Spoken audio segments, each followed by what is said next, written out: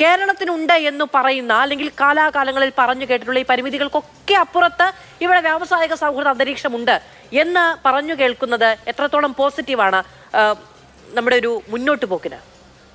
മധു, ഇത് ഒരു കാര്യം മനസ്സിലാക്കേണ്ടത്, ഇത് പോസിറ്റീവായിട്ടുള്ള രീതിയിൽ വേണം നമ്മൾ ഇതൊക്കെ കാണാൻ.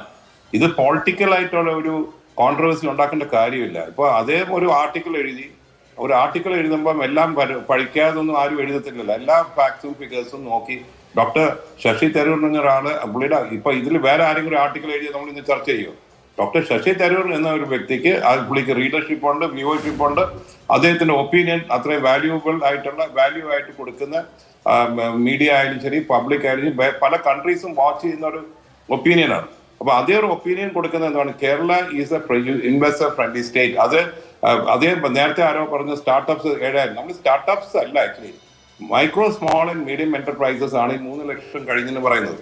അത് രജിസ്ട്രേഷൻ ഉണ്ട്. നമ്മളിപ്പോ ആ വെബ്സൈറ്റിൽ കയറി നോക്കിയാൽ നമുക്കറിയാം. ഞങ്ങളുടെ ചേംബർ ഓഫ് കോമേഴ്സിൽ ഞങ്ങൾക്കറിയാം എത്രയോ പേര് അതിൽ രജിസ്റ്റർ ചെയ്തിട്ടുണ്ട്. കാര്യം ആൾക്കാർക്ക് ബിസിനസ്സിലോട്ട് വരാൻ താല്പര്യം വരുന്ന റീസൺ എന്ന് പറയുന്നത് കെ സ്മാർട്ട് ആയാലും ശരി, കെ സ്വിഫ്റ്റ് ആയാലും ശരി, അതിൽ കയറി നമുക്ക് അതിൻ്റെ അകത്ത് കയറി നമുക്ക് തന്നെ അത് യൂസ് ചെയ്ത് തുടങ്ങിയാൽ നമുക്ക് മനസ്സിലാവും ഇവിടെ നമുക്ക് എത്രയും പെട്ടെന്ന് പല കാര്യങ്ങളാണ്. പണ്ട് നമ്മൾ കയറി ഇറങ്ങി നടന്ന് മടുത്ത കാലങ്ങളുണ്ടായിരുന്നു. ഇപ്പൊ അത് മാറി. ഇപ്പം ഇനിയും മാറാൻ ഒത്തിരി കാര്യങ്ങളുണ്ട്. പക്ഷെ ഇതിൻ്റെ അകത്ത് നമ്മൾ മനസ്സിലാക്കാൻ കറപ്ഷന്റെ ഭാഗം നോക്കിയാൽ ഞങ്ങളൊക്കെ വ്യവസായം ചെയ്യുന്ന ആൾക്കാരെ പല സംസ്ഥാനത്ത് ഞങ്ങളുടെ കൂടെ വർക്ക് ചെയ്യുന്ന ആൾക്കാരുണ്ട്. അവിടെ ഒരു കറപ്ഷൻ എന്ന് പറയുന്നത് നമ്മുടെ കേരളത്തിൽ ഇമാജിൻ ചെയ്യാൻ പറ്റാത്ത രീതിയിലാണ് കൈക്കൂലി കാര്യങ്ങൾ നടക്കുന്നത്. കേരളത്തിൽ അങ്ങനെ ഒരു സാഹചര്യം ഇല്ല. കാര്യം ഭയങ്കര ലിമിറ്റഡ് ആണ്. അപ്പൊ ഇപ്പം ഓൺലൈൻ വഴി വരുമ്പം കറപ്ഷനും ഹ്യൂമൻ ഇന്റർവെൻഷനും ആൾക്കാർ ഇതിന്റെ ഇടയ്ക്ക് വന്ന് ഇതിൻ്റെ അകത്ത് ഇടപെടാനായിട്ടുള്ള സാഹചര്യം കുറയ്ക്കുന്നു. എത്രയും പെട്ടെന്ന് കാര്യം നടത്താൻ നോക്കുന്നു. അപ്പൊ എവിടെയൊക്കെ ബ്രോട്ടിൽ നെക്സ്റ്റ് വരുന്നു അത് മാറ്റിയെടുക്കാനാണ് ഇപ്പൊ ഇൻഡസ്ട്രീസ് മിനിസ്റ്ററും ഇൻഡസ്ട്രി ഡിപ്പാർട്ട്മെന്റ് ട്രൈ ചെയ്യുന്നത്. അപ്പൊ അത് അവർ നമ്മളെ കഴിഞ്ഞാൽ ഫീഡ്ബാക്ക് വാങ്ങിക്കുക. അപ്പം അത് ഈ ഫീഡ്ബാക്ക് എല്ലാം കൂടെ വെച്ചിട്ട് ഡോക്ടർ തരൂർ കൊടുക്കുന്ന ഇംപ്രഷൻ എന്ന് പറയുന്നത് ഈ ഫിഗേഴ്സ് എല്ലാം കറക്റ്റ് ആണ്, ഗവൺമെന്റ് പറയുന്ന രീതിയിലാണ് ഈ ഫിഗേഴ്സ് കറക്റ്റ്.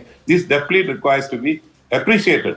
അത് നല്ല രീതിയിൽ ചിന്തിക്കുക. കാര്യം ഇതിനെ എടുത്ത് നമ്മൾ കോൺട്രവേഴ്സി ആക്കേണ്ട കാര്യമില്ല. കാര്യം നമ്മൾ വ്യവസായം നടത്തുന്ന ആൾക്കാർ നമുക്ക് പൊളിറ്റിക്കൽ ആയിട്ടുള്ള ഒരു ചായ്വും നമുക്കില്ല. ഞങ്ങൾക്ക് വ്യവസായം നടത്തിക്കൊണ്ട് പോയേ പറ്റൂ. അത് ഇനി പുതിയ ഇപ്പം അടുത്ത കാലത്ത് വിഴിഞ്ഞം കോൺക്ലേവ് നടത്തിയപ്പോൾ നമുക്ക് ഒരു 500 ഡെലിഗേറ്റ്സ് 100 പേര് ഇൻവെസ്റ്റേഴ്സ് വന്നു. എല്ലാവരും പറഞ്ഞു ഇവിടെ കേരളത്തിൽ ഭൂമിയില്ല. അത് തെറ്റായിട്ടുള്ള കാര്യമാണ്. നമ്മൾ കൊടുക്കുന്ന ഇംപ്രഷനാണ് കേരളത്തിൽ ഭൂമിയില്ലാണ്.